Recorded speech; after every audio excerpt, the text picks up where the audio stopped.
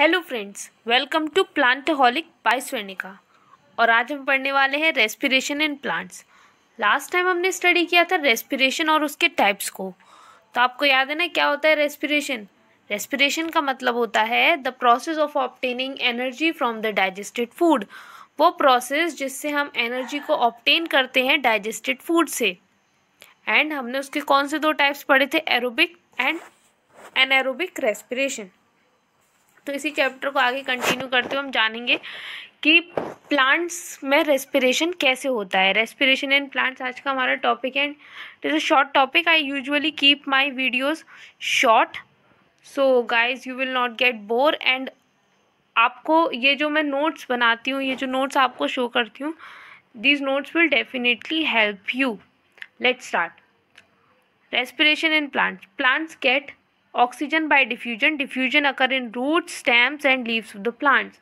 जो प्लांट्स होते हैं वो ऑक्सीजन को ऑब्टेन करते हैं रेस्पिरेशन के लिए। किसी भी ऑर्गेनिज्म में रेस्पिरेशन हो उसके लिए ऑक्सीजन की ज़रूरत होती है, ऑक्सीजन की ही ज़रूरत होती है। जैसे फोटोसिंथेसिस में कार्बन डाइऑक्साइड की ज़रूरत होती है, लेकिन प्लांट्स जब रेस्पिरेशन करते हैं तब वो उनको भी प्लांट्स को भी ऑक्सीजन की नीड होती है।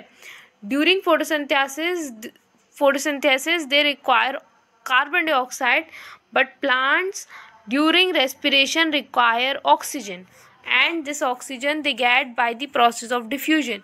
What is diffusion? The diffusion is the process of movement of a substance from higher concentration to lower concentration. Diffusion एक ऐसा प्रोसेस होता है जिसमें एक सब्सटेंस का मूवमेंट होता है हाई कंसंट्रेशन से लो कंसंट्रेशन की तरफ। इसका क्या मतलब है?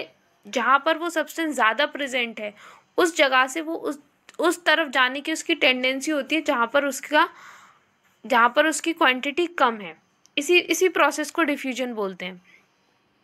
तो जो प्लांट्स के अंदर रेस्पिरेशन होता है, चाहे वो उनकी रूट्स में हो रहा हो रेस्पिरेशन, चाहे स्टेम्स में हो रहा है, चाहे लीव्स में हो रहा हो, यानी कि प्लांट के किसी भी पार्ट में रेस्पिरेशन हो रहा हो, वो डिफ्यूजन प्रोसेस की मदद से ही होता है।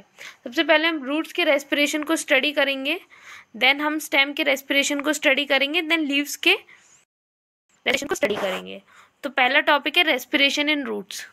देखिए, किसी भी प्लांट पार्ट की जो सबसे आउटर मोस्ट लेयर होती है उसको एपिडर्मिस बोला जाता है। तो वैसे ही जो रूट्स की एपिडर्मिस होती है, उस रूट की एपिडर्मिस में से कुछ एक्सटेंशंस निकलती हैं, उन एक्सटेंशंस को रूट हेयर कहा जाता है। We can not see these root hair. हम इन रूट हेयर को नहीं देख सकते क्योंकि ये माइक्रोस्कोपिक होते हैं। ये जो रूट हेयर हैं ये कांटेक्ट में रहते हैं उस सॉइल के साथ। सॉइल में जो एयर होती है उस एयर के साथ ही कांटेक्ट में रहते हैं। अब देखिए, इसलिए ज़रूरी होता है कि जब हमने किसी प्लांट को ग्रो किया है तो उसको प्रॉपर एयर मिल रही हो, सॉइल का प्रॉपर एरेशन हो रहा हो। ये बहुत ज़रूरी होता है। इसी वजह से क्या किया जाता है, जो फील्ड होता है, फील्ड उसमें सोइंग करने से पहले भी क्या की जाती है, उसकी टिलिंग की जाती है, ताकि क्या हो, जो सॉइल है वो लूज हो जाए, उसका प्रॉपर एरेशन हो सके। तो proper aeration is very important, क्योंकि रूट्स के रेस्पिरेशन के लिए ऑक्सीजन अवेलेबल करानी होती है। यही जो ऑक्सीजन होती है जो एयर में प्रेजेंट होती है, ये डिफ्यूज़ हो जाती है रूट हेयर के अंदर, और रूट हेयर से डिफ्यूज़ होकर ये बाकी पूरे रूट्स के जो सेल्स होते हैं वहाँ तक पहुँचती है रेस्पिरेशन के लिए। Carbon dioxide gas produced in the cells of the root during respiration moves out through the same root hairs by the process of diffusion. And अब क्या हुआ, एयर में से रूट हेयर ने ऑक्सीजन तो ले ली, तो कार्बन डाइऑक्साइड बची। फिर ये जो एयर होती है, ये जो ऑक्सीजन होती है, ये अंदर तक जाती है, और कार्बन डाइऑक्साइड जिसकी ज़रूरत नहीं है, नीड प्लांट्स को नीड नहीं है, क्योंकि कार्बन डाइऑक्साइड प्रोड्यूस होती है रेस्पिरेशन के प्रोसेस में। कार्बन डाइऑक्साइड प्रोड्यूस होती है, ये हमने पढ़ा था, चाहे वो एरोबिक हो चाहे एनारोबिक हो, लेकिन यहाँ पर एरोबिक रेस्पिरेशन ही होगा।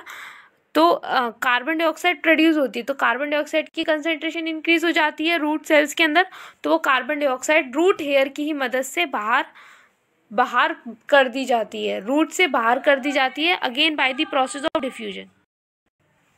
Also, land plants die if the roots remain waterlogged for a considerable time. कभी कभी देखो, आपने अपने घर पर भी नोटिस किया होगा, आप जब किसी प्लांट को ज़्यादा वाटर कर देते हैं, ज़्यादा वाटरिंग कर देते हैं किसी प्लांट के अंदर, उसके अंदर जब पानी कई दिनों तक भर जाता है तो वो वाटर लॉक्ड हो जाता है। या फिर गमले में जो पॉट होता है हमारा, उसके अंदर हम एक नीचे एक होल करते हैं ताकि वाटर जो है, एक्स्ट्रा वाटर जो है वो बाहर निकलता रहे।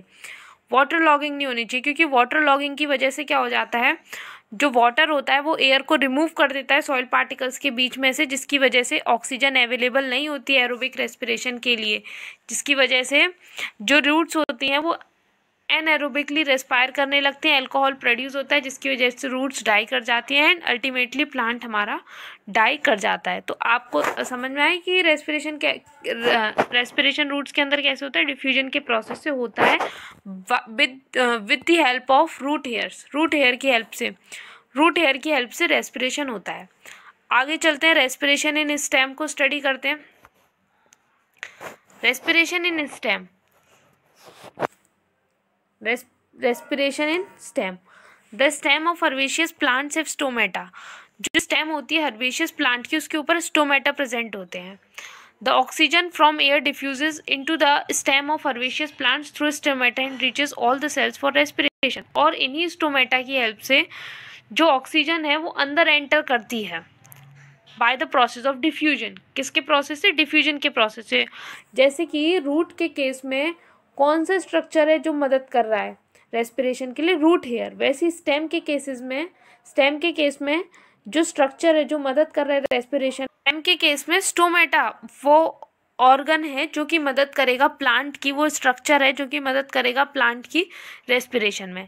तो मैंने क्या बताया अभी कि जो ऑक्सीजन है वो स्टोमेटा के थ्रू अंदर डिफ्यूज़ हो जाती है और जो कार्बन डाइऑक्साइड है वो डिफ्यूज़ आउट हो जाती है एयर में थ्रू दी सेम स्टोमेटा। ये हर्बेशियस प्लांट्स के अंदर होता है। हर्बेशियस प्लांट्स की स्टेम के ऊपर, हर्बेशियस प्लांट्स जो होते हैं जिनकी ग्रीन स्टेम होती है, नॉन वुडी स्टेम होती है, वो हर्बेशियस प्लांट्स होते हैं,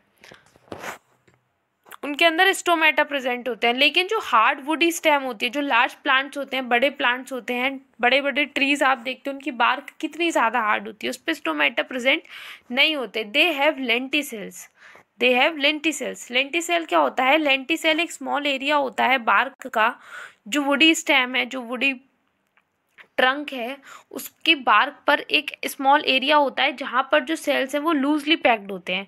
लूजली पैक होते हैं, किस लिए लूजली पैक होते हैं? लूजली पैक वो इसलिए होते हैं ताकि वो गैसेस एक्सचेंज को फैसिलिटेट कर सकें, और उन्हीं लेंटिसेल्स की वजह से वहाँ पर गैसियस एक्सचेंज पॉसिबल हो पाता है। तो इस तरीके से स्टेम के अंदर रेस्पिरेशन होता है by the process of diffusion and with the help of stomata in the case of herbaceous plants, and in the woody plants it takes place through lenticels. अब स्टार्ट करते हैं रेस्पिरेशन इन लीव्स। लीव्स के ऊपर भी क्या होता है? Leaves के ऊपर भी टिनी पोर्स, जिनको स्टोमेटा कहते हैं, वो प्रेजेंट होते हैं रेस्पिरेशन के लिए। रेस्पिरेशन जो होता है लीव्स के अंदर वो रात को भी होता है और दिन में भी होता है। It occurs in day as well as at night, because photosynthesis only occur during the day time.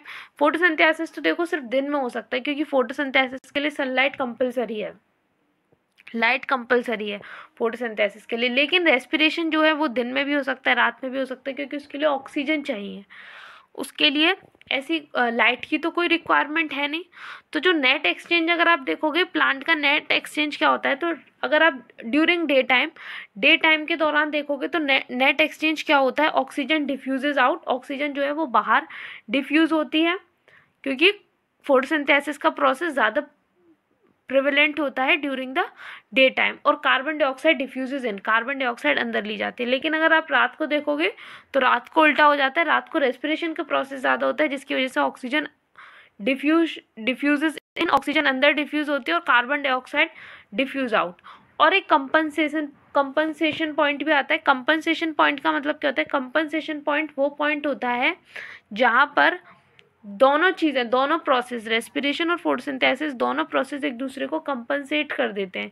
यानी कि बाहर से किसी भी गैस की ज़रूरत नहीं पड़ती, सारी गैस की जो डिमांड्स होती हैं वो अंदर ही पूरी हो जाती हैं। जैसे कि फोटोसिंथेसिस के प्रोसेस से जो ऑक्सीजन प्रोड्यूस हुई एज अ वेस्ट प्रोडक्ट, वही किस में यूज़ हो जाती है? रेस्पिरेशन के प्रोसेस में यूज़ हो जाती है। और रेस्पिरेशन के प्रोसेस में जो कार्बन डाइऑक्साइड प्रोड्यूस होती है वो यूज़ हो जाती है फोटोसिंथेसिस के प्रोसेस में।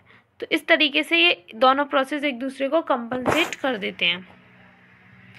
ये स्टोमेटा का स्ट्रक्चर है, आप इसमें देख सकते हो आपको दोनों ही स्ट्रक्चर्स शो किए गए हैं। व्हेन स्टोमेटा आर ओपन, जब स्टोमेटा ओपन कंडीशन में होते हैं, एंड जब स्टोमेटा क्लोज कंडीशन में होते हैं। स्टोमेटा ओपन तब होते हैं जब वो वाटर को स्वेल अप कर लेते हैं, यानी कि वो टर्जिड कंडीशन में होते हैं। और जब वो फ्लैसिड कंडीशन में होते हैं तब वो क्या करते हैं, फ्लैसिड कंडीशन यानी कि जब वो वाटर को लूज कर देते हैं तो स्टोमेटा क्लोज हो जाते हैं। और ये एपिडर्मल सेल्स दिखाए गए, ये क्लोरोप्लास्ट दिखाए गए। स्टोमेटा के अंदर क्लोरोप्लास्ट जो प्रेजेंट है, जो हाँ एक बात आपको और याद रखनी है कि जो वाली वॉल होती है स्टोमेटा की इनसाइड वाली अंदर की तरफ, ये जो स्टोमेटल पोर है, जो स्टोमेटल पोर को फेस करती है वो इनर वॉल होती है, वो थिक होती है। और जो आउटर वॉल होती है जो स्टोमेटल पोर को फेस नहीं करती वो थिन होती है, कंपैरेटिवली थिन होती है। ये आपको स्टोमेटा के स्ट्रक्चर को याद रखना है। देन यहाँ पर मैंने आपके लिए एक लेंटिसेल्स का डायग्राम लगाया है ताकि आप लेंटिसेल्स को समझ सकें। बेसिकली ये जो लेंटिसेल होता है ये दिखता कैसा है। So it looks like this. ये आप देख रहे हैं यहाँ पर जो सेल्स हैं वो लूजली पैक्ड है, जिसकी वजह से यहाँ पर गैसियस एक्सचेंज पॉसिबल हो सकता है। ये लेंटिसेल पोर है, ये इंटरसेलुलर स्पेसेस हैं। ये इंटरसेलुलर स्पेसेस की ज़रूरत इसलिए होती है ताकि एयर को स्टोर कर सकें। ये लेंटिसेल्स हो जाते हैं। तो इस तरीके से आपने स्टोमेटा के भी स्ट्रक्चर को देख लिया, लेंटिसेल्स के भी स्ट्रक्चर को देख लिया, और यहीं पर ये जो टॉपिक है रेस्पिरेशन इन प्लांट्स का ये फिनिश हो जाता है। आगे हम पढ़ेंगे respiration in animals. Thank you.